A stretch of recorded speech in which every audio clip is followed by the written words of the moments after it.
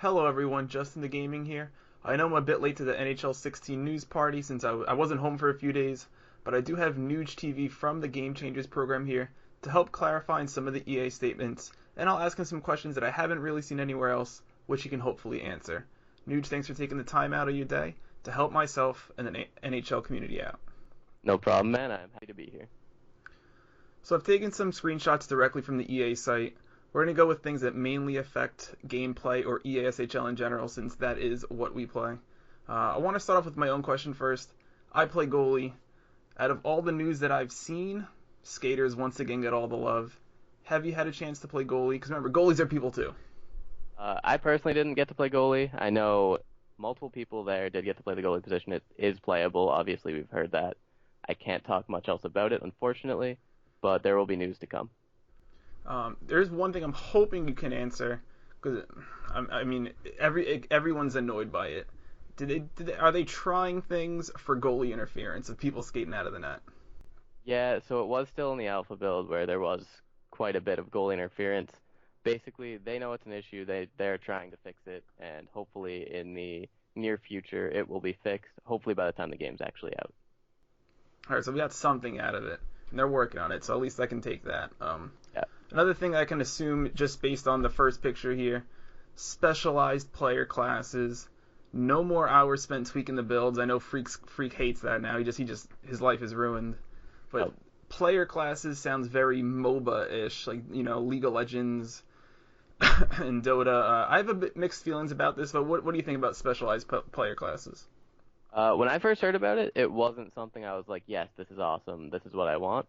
But I do understand where they're coming from, and as I've obviously known about this since January when we first went with the GameChangers committee, and as the time has gone by, it's grown on me a lot. I really think this is the way to go.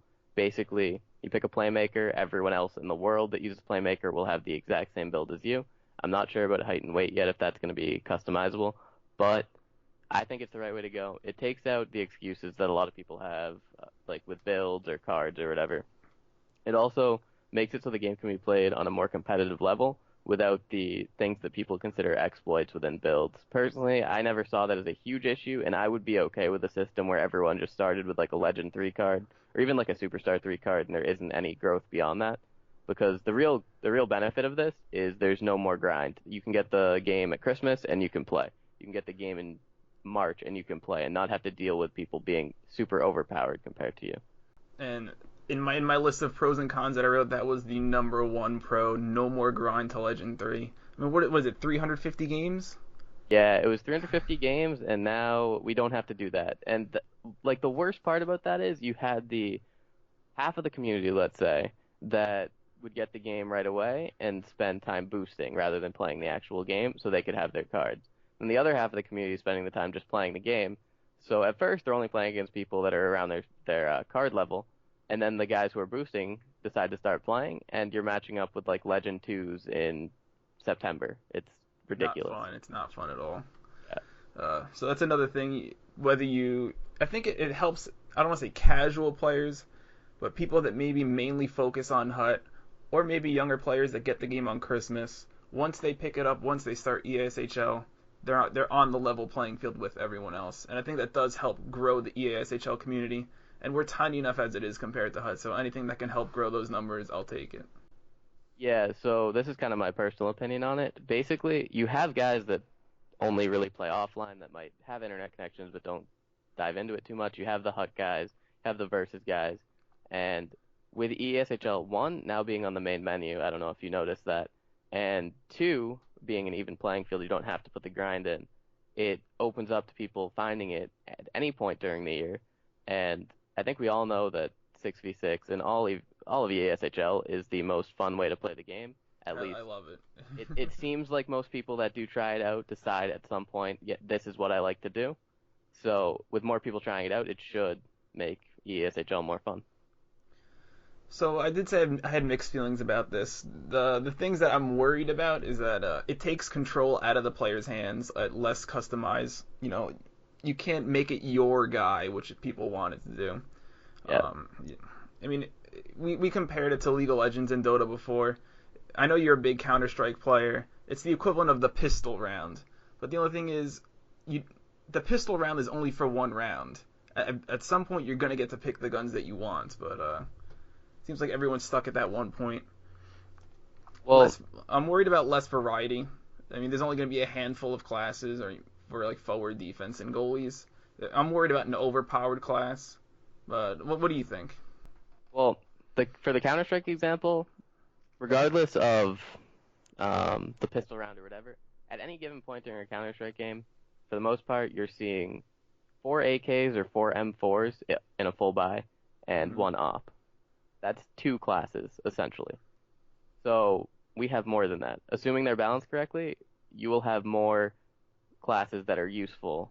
And Counter-Strike, a lot of people might not play it, but basically, that's probably it's the most competitive first-person shooter and one of the most competitive games out there right now. The pro scene for that is getting crazy big right now. So I'm not really thinking ESHL is ever going to go down that road. Hopefully it does get to the point where there are competitive things going on, tournaments, but it won't get to that level, obviously.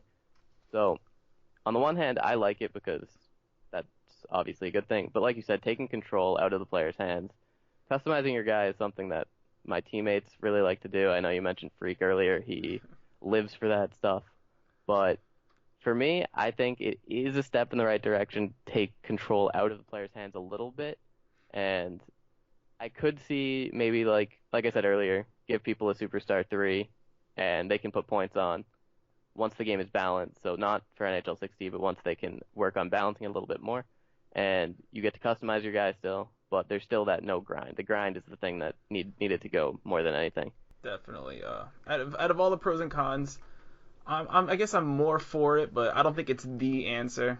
I think it's good for the short term to help increase EASHL, but in the long run, I do think there needs to be a mix of what we currently have versus what they're gonna have. Yeah, I mean, I can agree with that. I think this year is going to be kind of a learning year. They're trying something completely different. They're obviously getting multitudes of different responses from people. There's the people who love it, there's the people who hate it, and then there's the guys in between. I'd say we're both in between. I'm more for it than you are, but I think we're both still in kind of that in between area. Yeah. So as they're learning, I think they'll be able to create an even better system. All right, so this the second picture I have from the EA site is about online team play. I heard you guys are very vocal about bringing your online pro to private lobbies for the Sixes League, so thank you very much for that. But I am worried that it says real world NHL rosters for drop-ins, and I think that this could actually hurt EASHL because maybe a lot of new players are going to be used to playing with Patrick Kane and Sidney Crosby's instead of their average pro. So what do you think of that assessment? So the drop-in system, I think, based on what they're saying here, is basically exactly what OTP is right now on Next Gen. So they have that already built. They just said, okay, let's put this in the game, and then we can start working on the next thing. And if we can get it done in time, we'll have the OTP lobby with created pros or drop-ins with created pros or something with created pros as well, in addition to ESHL. And like you said, we were very vocal about needing some sort of system where we could use our created pros in lobbies or in some sort of private game that is outside of EASHL for Sixes leagues. So hopefully it works out. Next up is complete control from every position. What caught my eye was players have new tools not only to score goals, but to prevent them as well. You play defense, I play goalie. I think we both love it when we can prevent goals as much as possible. As each edition of NHL passes, there seems to be a sway of offensively focused versus defensively focused. Compared to 15, in your short time playing the pre-alpha version, which group, offense or defense, did 16 seem to help? So this might be a little bit of a cop-out answer, but the biggest improvement I saw was passing, which does help both sides. For me, breakout passes are like the biggest part of defense. Just it changes the game when you have a defenseman who can break the puck out well. And I felt on next gen, breakouts were just useless because the passing was so bad. I think the improvement to passing helps both offense and defense. And then the new tools that you're going to see in the game for defense aren't that noticeable. There's a couple skating things that I think we're about to talk about later. But overall, the biggest thing was passing, which does help both sides of the puck. And let me tell you, when you have a defenseman that can bring the puck up by themselves or just help the breakout pass in general, it's almost like a fourth forward. It makes it so much easier. Yep. So now we have precision skating, which has existed before. Since precision skating already exists, the idea of a new skating tool caught my eye. Did you notice anything different about skating when you were in Vancouver? Did it feel different skating in 16 compared to 15? So with the balancing we did with the builds, we tried to make it so the skating felt as realistic as possible, where we felt like when you had super high speeds, like Matt Duchene type speeds, or even like your Jarrett Stoll, who has like 90 speed, if people don't know that, it felt like you were able to get going too quickly, and turning at that speed was just way too difficult. So with the tuning we did, we got the skating to feel a lot better, in my opinion. Then also there's a little bit of a new tool with the, I forget exactly what they called it, but it's like strafing kind of, where in the defensive zone or the offensive zone, if you are standing still, you can hop one way or the other with one tap of the left stick one way or the other way. And you can do like a double tap to get a bigger hop, and it's helpful for going from passing lane to passing lane without having to turn, skate, stop, and then reset yourself. And it's also good in the offensive zone to set up for one-timers, so you can be winding up like a manual one-timer, and instead of being like stuck in that position, you can jump one way or the other to try to open up a new passing lane. Okay, I see. Oh, that can be useful. We'll see how that goes. Probably have to see it myself to figure it out. Yeah, definitely. It's kind of a new thing. There's always an adjustment period when it comes to new games. Yep.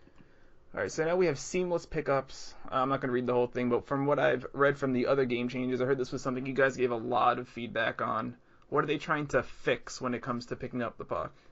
So one issue that I felt the NHL games have had since previous gen is pickups are too almost static, like where you know if you're a defenseman, you know exactly where the forward is gonna have to default with the puck as soon as they pick it up.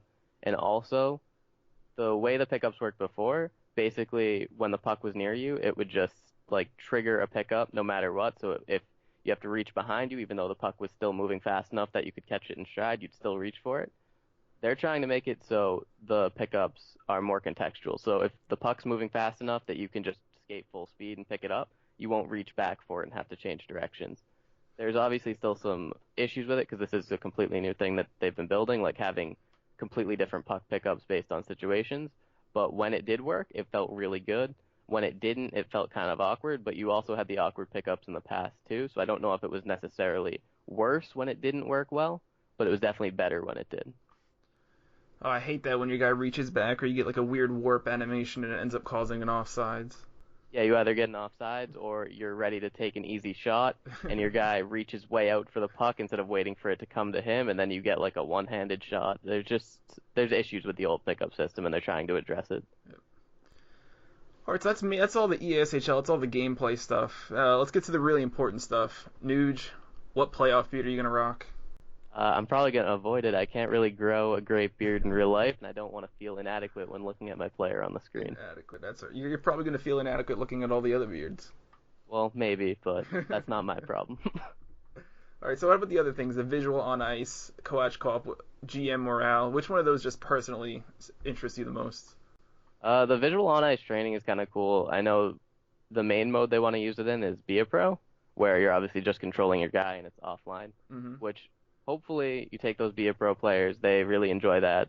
Be a Pro has been revamped a little bit as a whole, and if they really enjoy that, maybe they'll be more confident taking their skills online when they've been able to learn some different things with passing, where to shoot, and stuff like that. All right, so for myself, I liked couch co-op. I have a younger cousin who we always want to. If I'm at his house, he wants to play. So the fact that couch co-op is back, definitely that's a big plus, I guess, for me personally. GM morale. I used to play a lot of GM. I didn't play it a lot in 15. I'm curious to see how this morale thing works. Is it going to happen every single season? That could be annoying, but the fact that players might not get along, or maybe they will get along, and that helps boost your production, that could be interesting to see. Yeah, from what I saw, the system seems to be pretty cool. The example they kept using was Henrik and Daniel Sedin. Like, if you traded one of them, they would both probably become unhappy, one for the new team and one for if you're controlling the Canucks. We also saw with people like stripping captaincies from people, they would get like really angry. You have like a certain overall player playing on a line below where he should be, he won't be happy with it, and he'll talk to you about it, try to change it, and if nothing happens, he will be on his way out. He will not want to stay, and I think his production will be hindered by his morale as well. So there's definitely a lot of cool things they can do with it. It's a really cool step in the right direction for GM mode. It's something that they haven't seen before. A lot of the criticism people are giving to a lot of this new stuff is that it's just stuff that was in 15 on previous gen or 14 on previous gen, whereas that's a completely new thing. The visual on ice training is a completely new thing, and I think it's all definitely something that I can get behind going forward.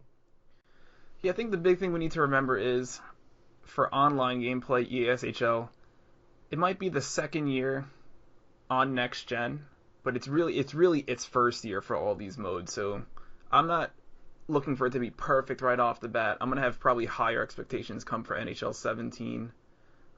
If there's gonna be a learning curve for not just us, but just for these programmers in general. Yeah, I agree with that. I think one of the main things with the Game Changers committee is we're all pretty knowledgeable about the game itself. We obviously don't know the programming behind it, but when they ask us a question, when we're discussing stuff, we have a lot of experience with the game when we felt it was the most fun, when we felt it was the most competitive, when we felt what were the failures of the previous games, what are things that can be improved upon. So when we're discussing it with them, we can get a lot of good stuff going. Obviously, the programming can sometimes limit what can actually happen, but I think the discussions are really good. We're in a Skype chat all the time talking to the programmers, and Lucky when we do you. get to go test the game, when we test the game, we can obviously show them in real time like this shouldn't happen. I'm really happy that this stuff happens, and I don't know, it was a pretty cool experience for us, and I think we are also really helping them out. Let me tell you, I'm jealous, but I'll have my fingers crossed for the next time they do voting. Yeah, hopefully they'll expand the committee a little bit. We didn't have enough to play 6v6 down there. We need a couple new guys. There we go. I'll have a chance. Oh, we need a goalie. All right, so thanks a lot, Nuge, for taking out the time. Any last words you want to say? I think we've pretty much covered it. We've gone through everything step by step. We didn't talk about Hut once, so I appreciate that. Oh, And I'm yeah, not a fan. it's been a good time. That was my chat with NugeTV. He's a really great guy. I'll leave a link to his channel and Twitch below. Check it out when you have the time. He plays for the #1 Sixes Club on 360, so if you want to watch the best EASHL players, definitely give his channel a shot. And it's great to have someone who takes EASHL competitively on the Game Changers program. I just want to give my last thoughts on what we talked about. Once again, on the preset classes, I do think it's a step in the right direction, but I don't think it's the final answer. I believe there needs to be some more customization. If we can't control our height and weight, the only good thing I can see from that is no more 6'9" giant goalies.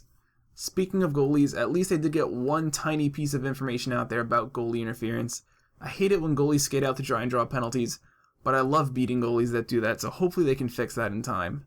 The fact that they can't say anything about goalies does mean that they are working on it, so in this case, no news is good news.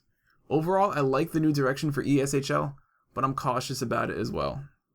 For OTP, I can deal with NHL rosters as long as EA is planning to bring your pro over. If it stays as NHL rosters, in my opinion that does hurt ESHL, because I can see some people just preferring to use the NHL superstars over their average Joe pro. I'm curious to see how this new hop feature that Nuge was talking about works.